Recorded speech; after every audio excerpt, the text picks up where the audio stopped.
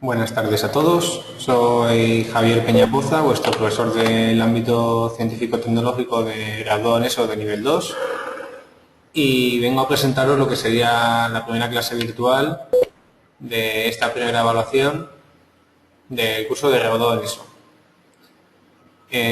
Vamos a ver los primeros temas de esta primera evaluación de las tres asignaturas del ámbito científico-tecnológico, como son la asignatura de tecnología, matemáticas y acabaremos con la asignatura de ciencias naturales. En la asignatura de tecnología vamos a ver el tema 1, que tiene que ver con los documentos técnicos necesarios para la elaboración de un proyecto.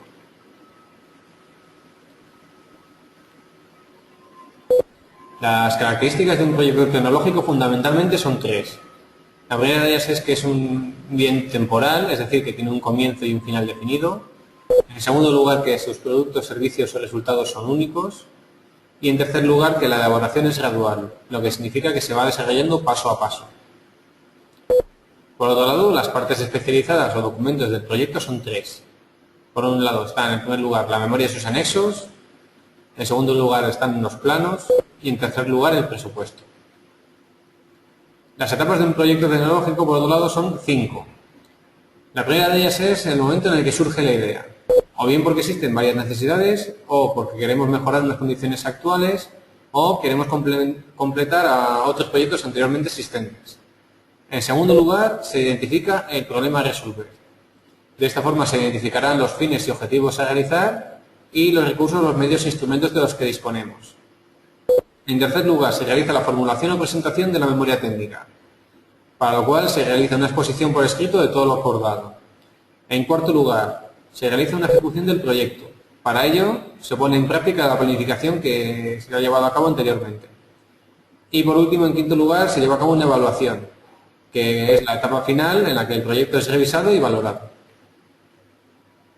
Los documentos técnicos necesarios para la elaboración de un proyecto son tres, como he dicho anteriormente. El informe técnico suele tener los siguientes apartados: una portada, un índice, un glosario, un cuerpo del informe y unos anexos.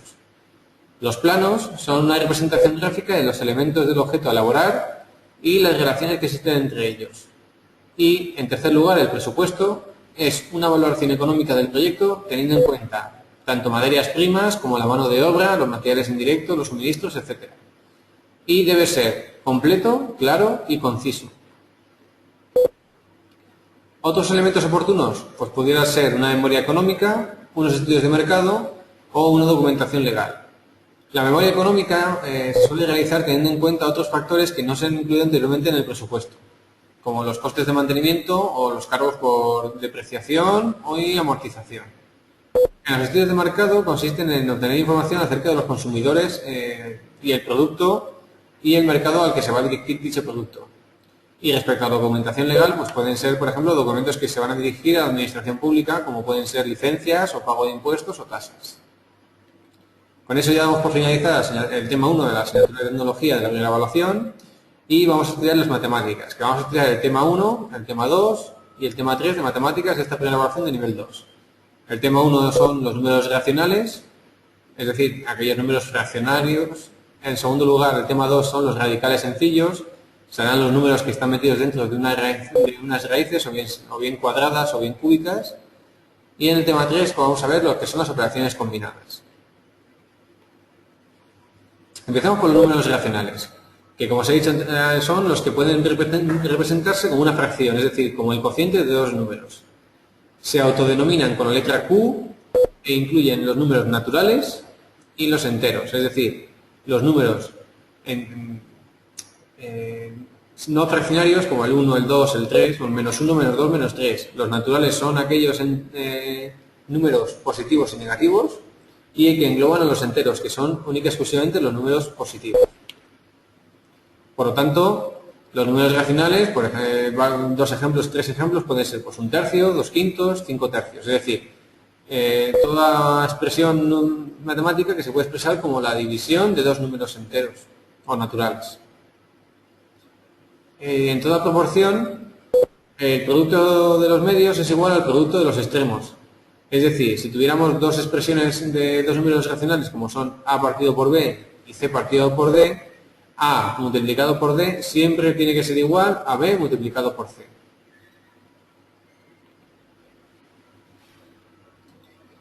Tipos de fracción. Pues existen varios tipos de fracción. La propia es aquella fracción en la que el numerador es menor que el denominador, por lo que su valor está comprendido, si hacemos la división, entre 0 y 1. La impropia es aquella en la que el numerador es mayor que el denominador, por lo que al dividir su numerador entre su denominador, es decir, el número de arriba de la fracción, entre el número de abajo de la fracción, obtenemos como resultado un número que es mayor que 1. Tenemos también los números mixtos, que son aquellos que están compuestos por una parte entera y otra fraccionaria. Por ejemplo, si partimos del número fraccionario 58/45, este se puede descomponer como 45 más 13, ya que 58 se puede decir que puede ser 45 más 13 dividido entre 45, ya que son 45avos. De esta forma, si dividimos 45 más 13 partido de 45 en dos fracciones, tendríamos por un lado 45/45 más 13/45. Como 45/45 o 45 dividido entre 45 nos da 1, la fracción 58/45 se podría expresar como 1 más 13/45. Otro tipo de fracción es la unitaria, donde el numerador y el denominador son iguales. Otra sería la decimal, son aquellas fracciones cuyo denominador es una potencia de 10, es decir, 10, 100, 1000, 10.000, 100.000, 1.000.000. Y también tenemos por último la fracción equivalente, que son dos fracciones con mismo valor, pero distinto numerador y denominador. Como pudiera ser, por ejemplo, 1/3 y 2/6. Si dividimos 1/3 nos da 0,3 y si dividimos 2 entre 6 nos da 0,3 también. Por ello serían fracciones equivalentes. Para llevar a cabo la simplificación de fracciones, tenemos que tener en cuenta que el objetivo será obtener una fracción equivalente a la de partida, como he visto anteriormente, pero con números más pequeños. Para ello tendremos que dividir tanto numerador como denominador entre el mismo número. Luego también tendremos que saber reducir las fracciones a un común denominador, lo que también se llama un cálculo de mínimo común múltiplo. Para hacerlo, debemos descomponer los números de los denominadores en factores primos. Y en segundo lugar, se calcula el producto de todos estos factores primos comunes y no comunes. En caso de que haya alguno común, se coge el mayor número de veces que aparezca repetido en cualquiera de los denominadores. Este cálculo de mínimo común múltiplo nos puede servir para realizar la suma de fracciones. De esta forma, en caso de que tengan distintos denominadores, se calcula el mínimo común múltiplo, se reducen a un denominador común y luego se suman los numeradores. Sin embargo, si tenemos dos fracciones con denominadores idénticos, se suman los numeradores y se mantiene el denominador común. Ahora vamos a pasar también con los números irracionales, que son aquellos que están formados por los números decimales cuya parte decimal tiene infinitas cifras no periódicas y no se pueden representar por el cociente de dos números enteros. Como os he dicho antes, los números irracionales son aquellos que están metidos dentro de una raíz cuadrada. En este caso, raíz cuadrada de 2 es igual a 1,41, 42, 13, 56 y así con infinitos decimales. Por lo tanto, no es igual que un número racional, un número que se expresa con la letra Q.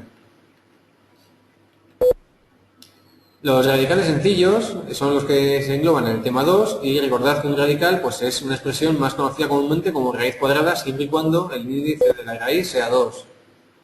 Para la simplificación de radicales reduciremos a factores primos el radicando, que es el número que está dentro de la raíz. Y lo podremos simplificar con los exponentes del radicando y el factor de la raíz cuadrada. Es decir, si tuviéramos como radicando 2 elevado a 2 o 2 al cuadrado y el índice de la raíz fuera 2, una raíz cuadrada, podríamos dividir el exponente del radicando que está elevado al cuadrado entre el índice de la raíz que es 2. Como 2 entre 2 tiene como resultado 1, la raíz cuadrada, por ejemplo, de 2 elevado al cuadrado es igual a 2 elevado a 1, que es igual a 2. De esta forma, cuando el radicando tiene un exponente mayor o igual que el índice, se divide, como os he explicado, entre el exponente del índice y el cociente del exponente entre el índice de fuera de raíz. El resultado saldrá el radicando con ese exponente y el resto del radicando se quedará dentro de la raíz. Sin embargo, cuando el radicando tiene un exponente menor que el índice de la raíz, no podemos sacar nada de dentro de dicha raíz cuadrada o raíz cúbica, dependiendo del índice de la raíz. Para introducir un factor dentro de una raíz, pues hay que hacer justamente lo inverso a lo contrario a lo que estamos haciendo hasta el momento. Es decir, tendremos que elevar el factor que tenemos fuera de la raíz a un exponente que será aquel índice de la raíz y meterlo ya con ese exponente dentro de la raíz. Para llevar a cabo la suma y resta con radicales, se podrán sumar y restar aquellos que tengan el mismo radical común. Por ejemplo, 5 raíz de 3 menos 3 raíz de 3 tienen como común el factor de raíz de 3, que sería radical. Por lo tanto, podríamos decir que es el 5 raíz de 3 menos 3 raíz de 3 es igual a 5 menos 3 raíz de 3, es decir, 2 raíz de 3. Para el producto de radicales, si los radicales son de igual índice, se deja el mismo índice y se multiplican los radicandos. Es decir, si tuviéramos raíz de 3, raíz cuadrada de 3 por raíz cuadrada de 2, dejaríamos como... Eso sería igual que decir raíz cuadrada de 3 por 2, es decir, raíz cuadrada de 6. Sin embargo, si son de distinto índice, primero tenemos que reducir a un índice común y posteriormente se realiza el producto. Para la división de radicales, si tienen el mismo índice, se dividen los radicandos, al igual que antes, para hacer la multiplicación se multiplicaban los radicandos. Y si los índices son distintos, primero tendremos que reducirlo a un índice común y luego dividiremos los radicandos. Respecto a las potencias y las raíces de un radical. Para hacer la potencia de un radicando, se eleva a dicha potencia el radicando, dejando el índice de la raíz que tenía al inicio. Y para hacer una raíz de un radical, lo que realizamos es el producto de ambos índices de las distintas raíces y se queda como ese índice como el resultado.